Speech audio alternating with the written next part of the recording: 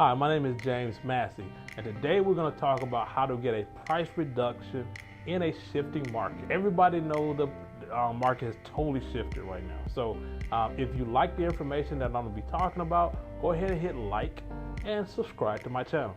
All right, let's get it. So I was talking to one of my real estate agents, and she was having a situation where the seller she was dealing with needed to reduce the price. And we've just come off of these record high prices where people were just charging so much money, over ask price, in order to get into a home. And now the home is starting to sit a little bit longer. And what was happening is she was having all of these agents that was in her seller's ear talking about, your price, you wasn't priced at the right price from the beginning. And some of those same agents and brokers was actually calling her, be honest with you, they was trying to to scare her to the point where she'll actually leave and come with them about how she didn't do a good job and all this other stuff, and they can help her out better. It was just all kind of craziness that was happening in this particular area. So when I actually talked to her, the first thing I asked her, I said, look, where does the home need to be priced? And she told me, she said, well, based upon what I'm looking at and where things are going right now, this is where it is. And this is the key point, right? Because what happens in a shifting market, you cannot price the property based upon where it is right now. You have to price the property based upon where the market is going. You have to always be ahead of the game. It's a whole lot easier when the market's shifting up, because if somebody comes in and they're talking about where the prices is right now, you can price it where it's going, but in other words, you tell them your home is worth more. But it's a little bit harder when you're trying to tell them it's worth a little bit less. But in order to get skilled in that, you have to kind of be like a lawyer in a courtroom. You got to put on your lawyer hat, all the attorney shows that everybody's seen. Now it's time to go ahead and lay your case out, right? And it's a few different things you got to be careful with, right? The first thing is you cannot put yourself at odds with your seller.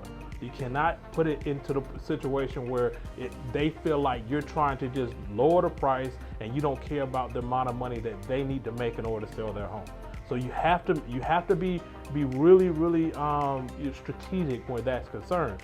And you can't show that you've done a bad job, because if you show that you've done a bad job, guess what? They're gonna fire you and they're gonna hire the next agent. That next agent is gonna come in and take your place. What I like to do is I like to get all the information first of what has been done with the property. And what I mean by that, I'm talking about how great the pictures were. I'm talking about how many different websites that you were featured on, or did you feature the property on? How many views on those websites did they get when that property was being shown? All that information is very important, because you want to show that to that particular seller so you can show them that, hey, I am doing my job, right? And then the second part of it is let's say it's 300 views, right?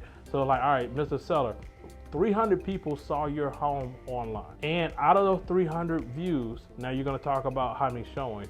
We've had 8 showings. And out of those 8 showings, we've had 0 offers. So what that is telling us, the market is telling us a story. The market is telling us something right now. Notice, I didn't say, hey, you need to reduce your price.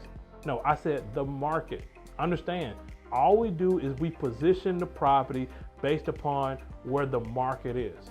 And to kind of make it easier for the seller to understand what the market is, I try to bring something that's relatable to them, right? So one of the biggest things is I've always used the price of bread, right? So the price of bread is $4 in your local grocery store. And if there's another grocery store across the street, and that same price of bread, the same brand, is actually $10, where are you going to go buy your bread at? Oh, well, no, I like that other store better. Yeah, you might like it better, but are you going to go spend more than double the price for that loaf of bread? Now, I always go with an extreme, thing, double the price or whatever, but they kind of understand exactly what I'm saying.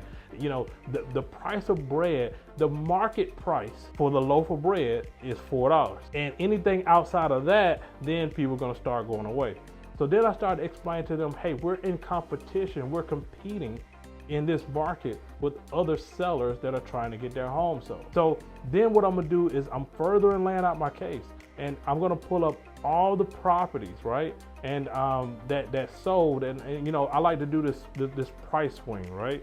So it's like top of market, middle of the market, bottom of the market, right? So let's say if a home is 300,000, 300 being the top, you're gonna have another price for the middle, another price at the bottom.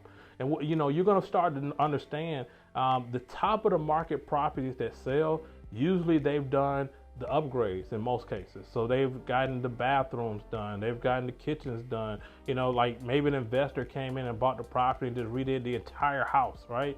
So like it's a beautiful, beautiful property. Middle of the market, maybe they did a couple of upgrades, but they still got some other things they need to do.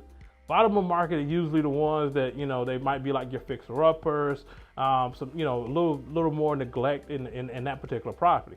But I like to show that because I want to sit down with the seller and I want to actually look over everything together, and I want to show them the picture. We're going to go by every picture, room by room, so they can get a good idea of that property in comparison to their property. Now, of course, the seller always thinks their property is worth more, right? But if they're being realistic with it and they're looking at the properties and they're looking at the upgrades and things, or this room is bigger versus your room, they're gonna start to figure this out together. One thing I do not do, this is like cardinal sin number one, I do not tell them what their price of their home should be right off the rip, because I want them to see, and I want us to figure this thing out together. And what I find is, like, if you're figuring this thing out together, the guards start to come down a little bit and they start to seeing you as helping them. And now y'all are coming up with a conclusion in order to get this property sold. Pro tip number one, always find out what it is their biggest why. They're always moving to somewhere for a reason.